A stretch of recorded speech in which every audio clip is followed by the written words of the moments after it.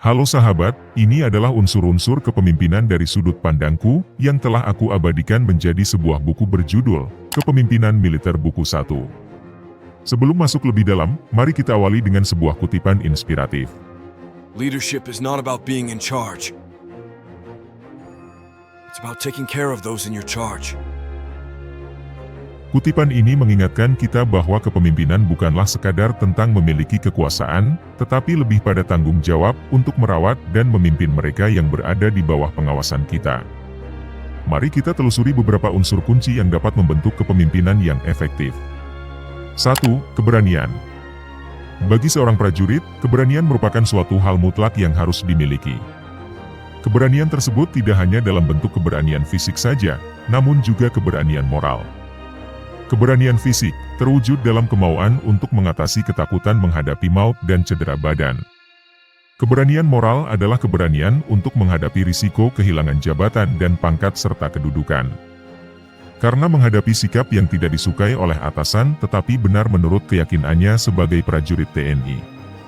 Keberanian fisik dan keberanian moral terwujud dalam kemampuan seorang pemimpin pada saat mengambil suatu keputusan dalam suatu situasi yang sulit dan mengandung banyak risiko. Tanpa keberanian, mustahil seorang pemimpin prajurit dapat berhasil. Saat seorang komandan terlihat tidak mempunyai keberanian, maka penghargaan dari anak buahnya akan berkurang atau hilang. 2. Kepribadian. Seorang pemimpin prajurit haruslah memiliki kepribadian yang menonjol dan tentu saja harus yang baik, karena banyak pribadi-pribadi pemimpin yang menonjol tapi jahat seperti Hitler, Pol Pot, Stalin, Al Capone dan sebagainya.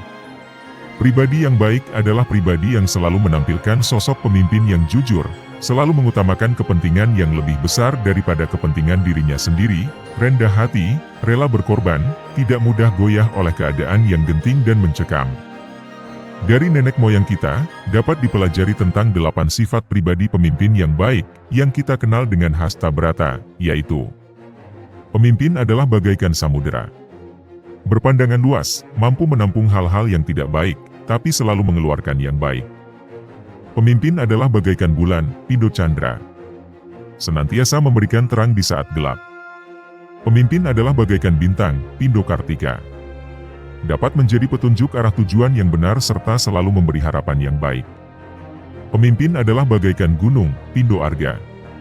Memiliki keteguhan dan kokoh dalam pendirian, tidak mudah digoyah oleh apapun. Pemimpin adalah bagaikan bumi, Pindo Bahana. Mengerti apa yang dibutuhkan oleh rakyatnya dan memberikan bantuan kepada siapa saja tanpa pilih kasih. Pemimpin adalah bagaikan api, Pindo Dahana. Memberikan kehangatan dan dapat membakar semangat serta membasmi ketidakbenaran dan ketidakadilan. Pemimpin adalah bagaikan angin, Pindo Bayu. Mampu bergerak dan berada di mana-mana. Pemimpin adalah bagaikan matahari, Pindo Surya. Selalu menjadi sumber energi bagi lingkungan. 8 sifat kepribadian seorang pemimpin yang dapat dipetik dari pelajaran nenek moyang bangsa Indonesia tersebut kiranya patut untuk direnungkan, karena jelas kearifan para pemimpin tersebut bukanlah pelajaran yang remeh. Intinya, kalaulah seorang pemimpin memiliki sifat-sifat kepribadian yang buruk seperti serakah, tidak jujur, egois, penakut, tidak peduli kepada anak buah, mau menang sendiri, gila hormat, maka sangat cepat ia akan ditinggalkan oleh anak buah dan bahkan juga dilawan oleh anak buah. 3. Kesetiaan. Seorang pemimpin prajurit harus memiliki kesetiaan yang jelas dan nyata terhadap negara, bangsa, dan rakyat. Kalau ia tidak memiliki kesetiaan, maka ia tidak akan kuat menghadapi ujian dalam perjalanan hidupnya sebagai pemimpin. Kesetiaan terhadap negara, bangsa, dan rakyat dapat tercermin pada kesetiaan terhadap organisasi, kesetiaan terhadap rekan dan kesetiaan terhadap anak buah. Banyak pemimpin yang bila terjadi keadaan yang tidak menguntungkan dirinya dengan cepat mencari kambing hitam kepada bawahannya. Banyak pemimpin yang cenderung selalu mencari kesalahan anak buahnya kalau keadaan kacau. Tapi kalau ada keberhasilan dari anak buah, mereka sering lebih dulu tampil dan mengaku dirinya yang berjasa. Pemimpin sejati selalu berusaha untuk membela dan mengutamakan kepentingan anak buahnya. Berkaitan dengan itu, ada beberapa pepatah tentara kuno yang dapat dipetik, yaitu: prajurit Anda akan setia kepadamu, kalau Anda setia kepada mereka. If you take care of your men will take care of you. 4. Kemampuan kecakapan profesional. Untuk menjadi pemimpin yang berhasil harus memiliki kemampuan dan kecakapan profesional. Ia benar-benar harus tahu bidang pekerjaannya. Jika seorang komandan batalion infanteri, ia harus mengerti segala bentuk-bentuk keinfanterian.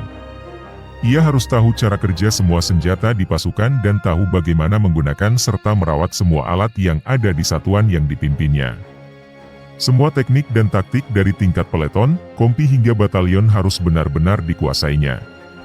Bahkan ia harus mempunyai visi 2 tingkat ke atas, serta pengenalan dan penguasaan 2 tingkat ke bawah. Seorang pemimpin yang berani tapi bodoh akan menimbulkan banyak korban bagi anak buahnya. 5. Semangat. Unsur kelima yang menurut keyakinan saya harus dimiliki adalah semangat. Semangatlah yang mendorong seorang pemimpin prajurit untuk mau bertindak dan bergerak maju dengan dinamis.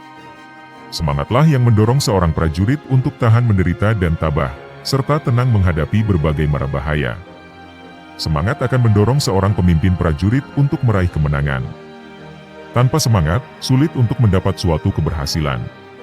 Kalau 2 orang sama-sama pintar dan cakap bersaing, maka yang mempunyai semangat yang lebih besarlah yang akan menang. Menurut pendapat saya dari kajian terhadap sejarah kepemimpinan militer yang berhasil dan efektif, saya berkeyakinan bahwa setiap pemimpin militer harus memiliki suatu falsafah kepemimpinan yang mengarahkan dan menentukan dirinya dalam menjalankan kepemimpinannya. Falsafah yang saya gunakan yaitu 11 asas kepemimpinan ABRI, Takwa, Ing Ngarsa Sumtulada, Ing Madya Mangunkarsa, Tut Wuri Handayani, Waspada Purbawisesa, Ambek Parama Arta, Prasaja, Satya, Geminastiti, Belaka, dan Legawa, dan juga satu kalimat sederhana yang berbunyi. Pertama, tanah airku. Kedua, anak buahku. Baru ketiga, diriku sendiri.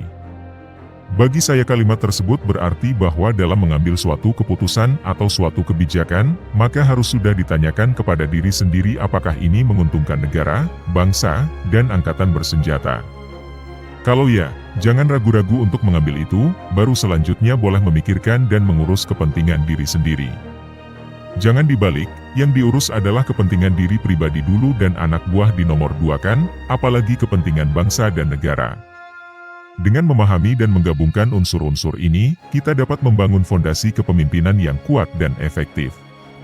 Jangan lupa untuk like dan share video ini, agar tidak ketinggalan konten-konten inspiratif. Sampai jumpa pada video berikutnya.